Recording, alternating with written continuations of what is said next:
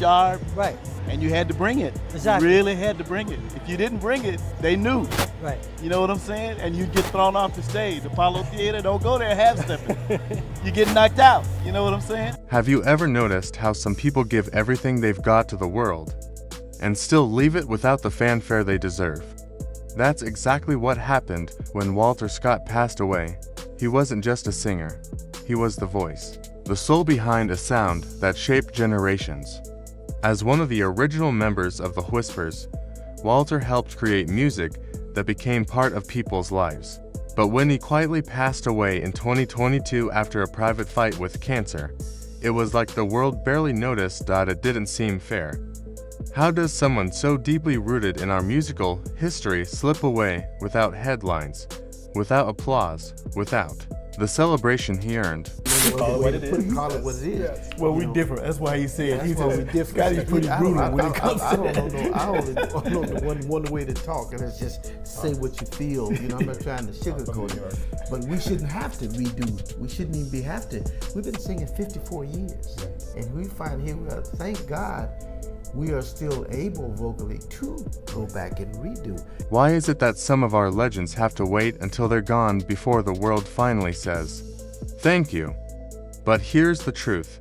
It all came out the moment his casket was closed. The words people held back, the memories they never shared, the love they never spoke. It all poured out. So let's rewind for a moment. Walter Scott was born in Fort Worth, Texas in 1943. He came into this world alongside his twin brother, Wallace Scotty Scott. From the very beginning, they were more than just siblings. They were connected, like mirrors of each other. Even as young boys, they were always singing. It wasn't just something they did for fun. It was who they were. Music was their heartbeat. By the time they were teens, they were already performing. Together, their voices blended so perfectly.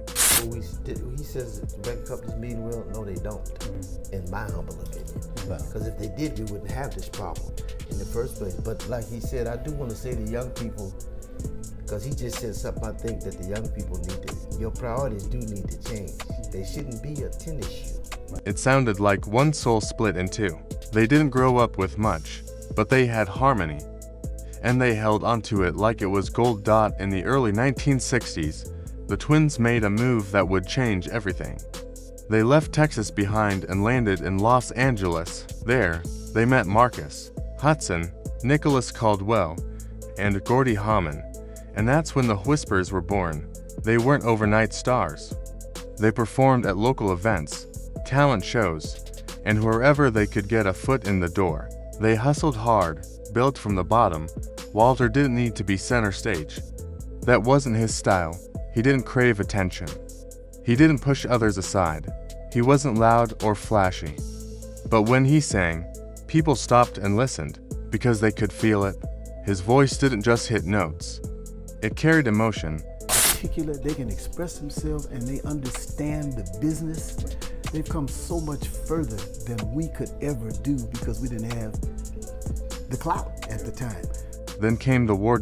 Just as the group was starting to gain momentum, Walter was drafted into the military during the Vietnam War. He had to step away from everything he loved, the music, the group, his dream, that could have ended his career right there. But when he returned, he walked right back into the music like he had never left. And the group, they welcomed him with open arms. That's how much he mattered. And from there, the Whispers took off. Their music exploded in the 70s and 80s. Songs like "And the Beat Goes On" lit up the charts and packed dance floors. Rocksteady dropped in 1987 and became a national anthem.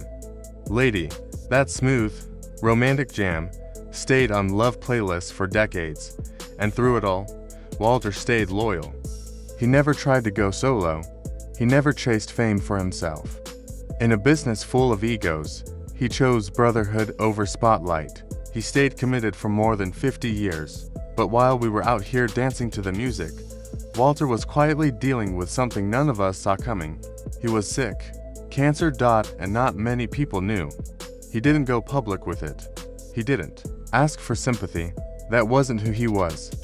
He kept showing up when he could. He kept singing, kept smiling, kept being present, even while his body was in pain.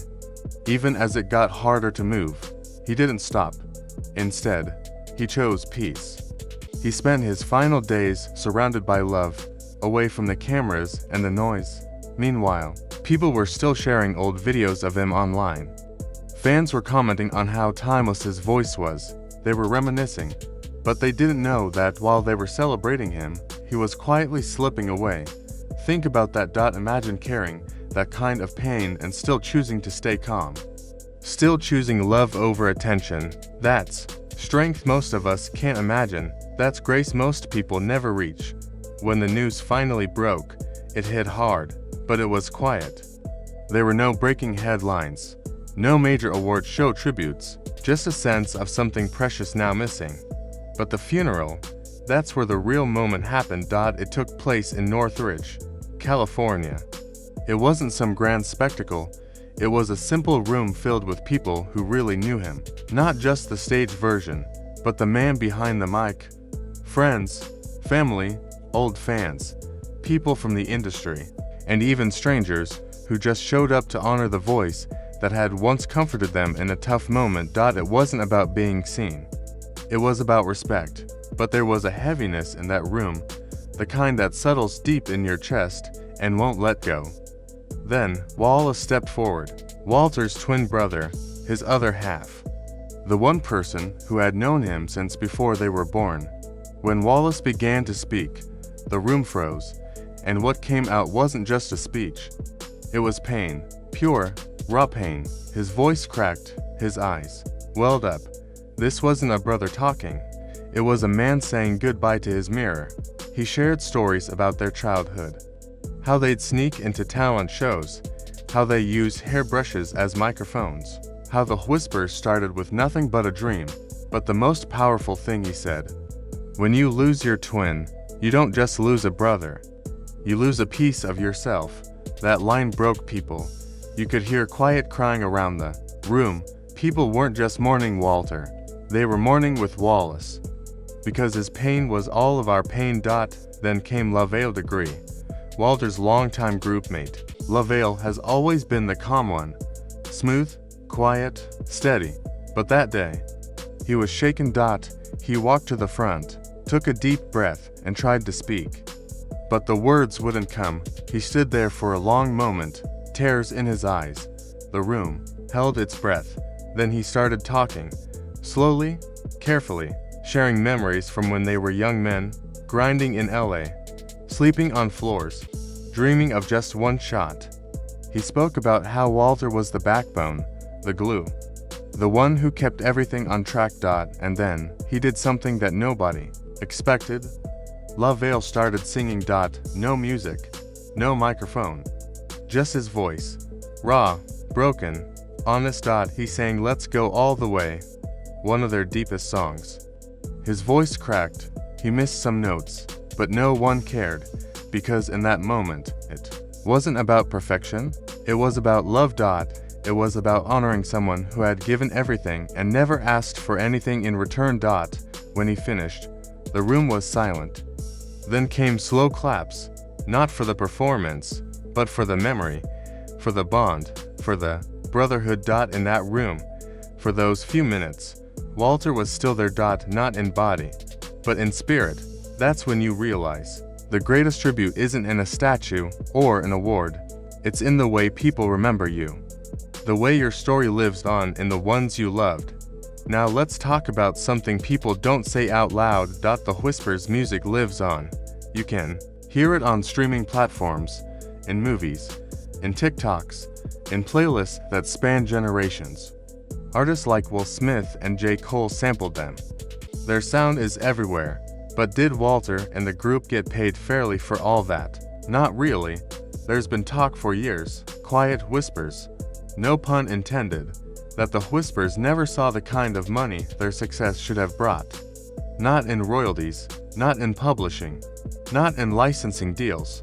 Streaming changed the game, but not always for the better. Most of the money goes to labels, not the artists. Especially the older ones who came up before streaming even existed. Walter didn't complain. He never made a fuss, but people close to him say he knew.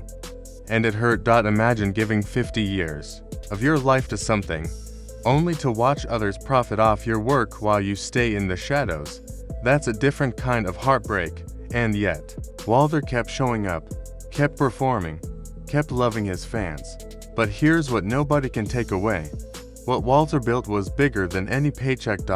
When Questlove, one of the most respected voices in music today, said Walter's voice could dust you with a single scat, that wasn't just a compliment, that was truth.